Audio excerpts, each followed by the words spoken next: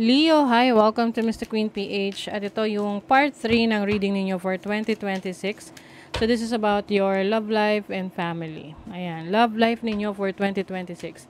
So unahan ko na kayo, kung ayaw nyo ng love life, huwag nyong panoorin ha. Kasi love life na nga, nakalagay na nga na love life eh. Sa title, love life. Tapos may magko-comment, ayoko ng love life kasi gusto ko lang career, mag-focus. Eh bakit mo pinanood?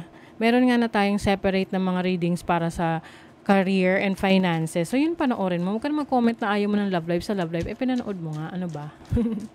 Nakakainis. Ayan. So, another, reminder, this is a general reading. So, maaari kayong makarelate, maaari hindi. Just take what resonates. At hindi po ako magme-message sa inyo para mag-offer ng services. Kayo po ang magme-message sa akin.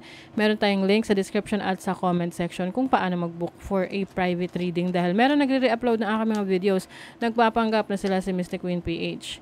So, maging maingat sa mga nang ganon kasi sila ay scammer. Okay? Baka ma-scam kayo. Ingat-ingat.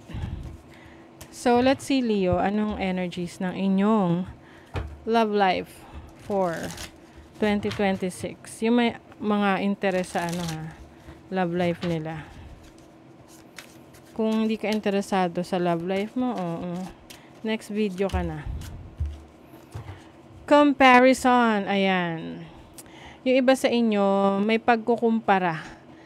Ikukumpara nyo, it's either kukumpara nyo yung energy ng person ninyo sa past ninyo or yung kung paano siya sa relationship ninyo at kung paano ka sa relationship na ito. Alam nyo, meron tayong mga pagkakaiba-iba. Oo. So, sabi rito, comparison with others distracts you from your own path. Inequality in resources creates tension. So, pwede rin kasi itong pagdating sa relationship na ikukumpara mo bakit mas malaking kinikita ng person mo or yung person mo na-insecure sa kinikita mo and vice versa. So, syempre partnership dapat kayo nagtutulungan. Hindi yung parang kayo ay nagpapaligsahan kung sinong mas magaling. 'Di ba? It should be like tulungan. There are so many barriers stopping you from being together. Naku, may mga may mga humahad lang sa inyong connection. Pwede kasing isa sa maging challenge ng relationship ninyo sa 2026 is yung individuality ninyo, yung kanya-kanya ninyong pangarap na parang feeling ninyo ito ay kompetisyon kung sino mas magaling sa inyo or kung sino dapat ang mas umangat. So, maaring yan ay makasira, no? Or maging pagmula ng problema sa inyong relationship. If you steadily enhance your abilities and spiritual level, I might not recognize you in the short term. Don't fear that I will reject this evolved version of you. Oh, okay. Someone is evolving.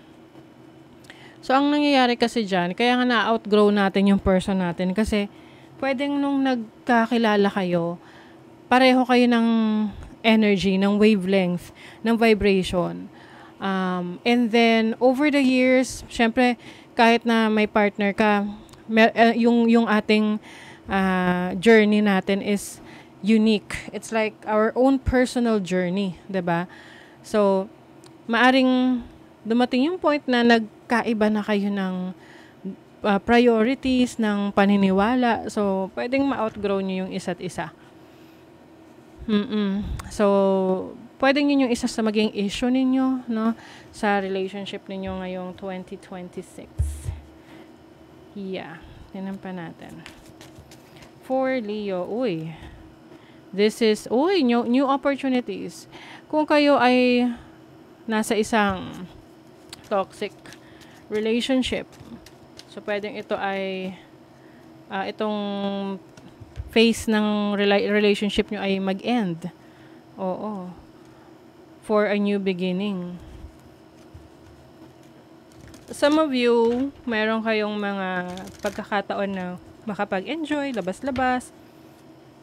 Pwedeng meron kayong makilala na new person. Pwedeng blonde. Blonde yung buhok. Can be any gender naman. someone na very friendly or mas bata sa'yo. Uy, meron ding brunette. Nako, oh. May brunette. So, this is darker hair, more intense, and focus. Okay. So, dalawang personality itong nakikita ko rito. This can be yung energy mo tsaka energy ng person mo. No? Na kaya nga magkaiba na. Kasi yung isa, medyo laid back. Yung parang chill-chill lang. Yung isa naman, mas intense yung energy niya. Goal-driven. Mas focus on achieving a lot of success. Yung isa naman, kalma-kalma lang. So, maaring yun yung maging challenge sa relationship ninyo dahil niisip ng isa, dapat competitive ka, dapat galingan mo rin. 'Di ba? So, maaring yun yung isang maging issue, no? You have the Six of Swords. Uy, nako, troubles. Yeah. I feel like meron ditong parang sumasabotahe or sasabotahe sa mga plano mo, sa mga gusto mong gawin. And sometimes yung mga taong sumasabotahe sa atin yung mga taong malalapit sa atin. 'Di ba? So this can be your person or someone in your life, loved one mo. You also have the Star, the Hermit. So yeah, this is a spiritual awakening for some of you. You have a lot of realization pagdating sa pakikipagrelasyon. Alam mo na ngayon kung ano yung mas bagay sa'yo, kung sino yung dapat na makasama mo. Kasi maaring dati wala ka lang choice.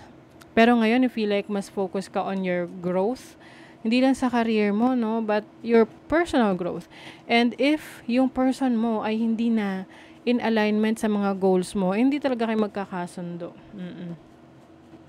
Ayan, no? Merong obstacle dito eh. Something is blocking you from achieving your goals or your dreams. So you have to be very careful. Meron dito the Strength card. So this is your energy. There's an invisible force. So ibig sabihin, kayo ay magiging very strong and confident, no, sa inyong sarili, whether in a relationship kayo or not.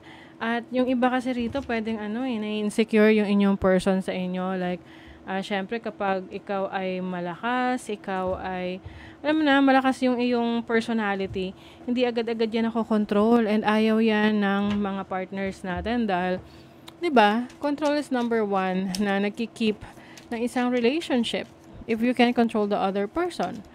Kaya nga, yun nga rin, isa rin yun sa nagiging problema ng isang toxic connection. We are here to ascend and help others to do the same. Okay, some of you, you're thinking that this person is your twin flame.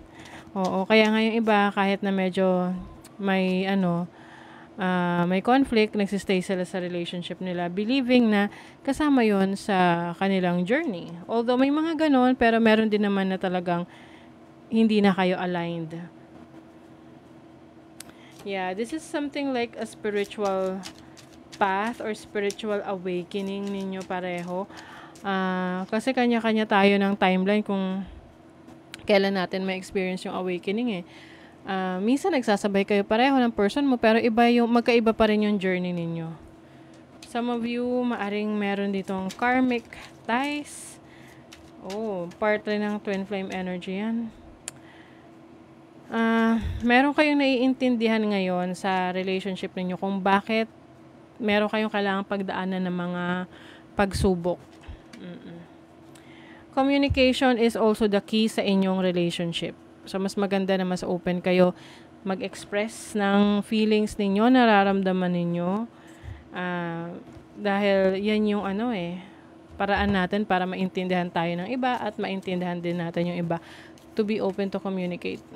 Pag nawala na yan, mahirap ng patatagin ng isang relasyon. Hindi na kayo nag-uusap eh. 'Di ba?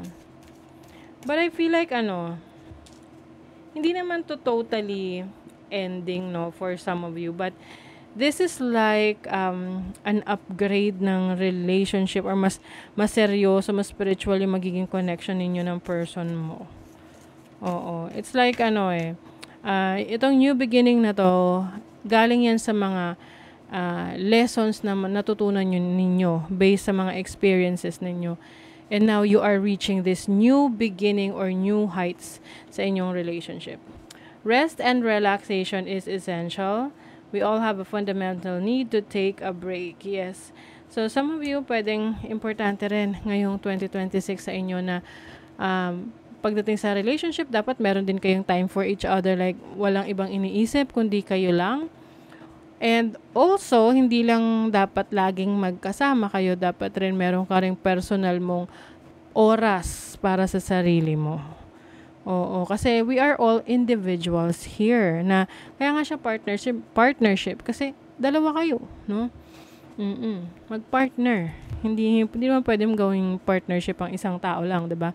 So, may kanya-kanya tayong individual path and we become stronger when we connect with our partners in a good way. Okay, so that is your reading, Leo. Thank you so much. See you again.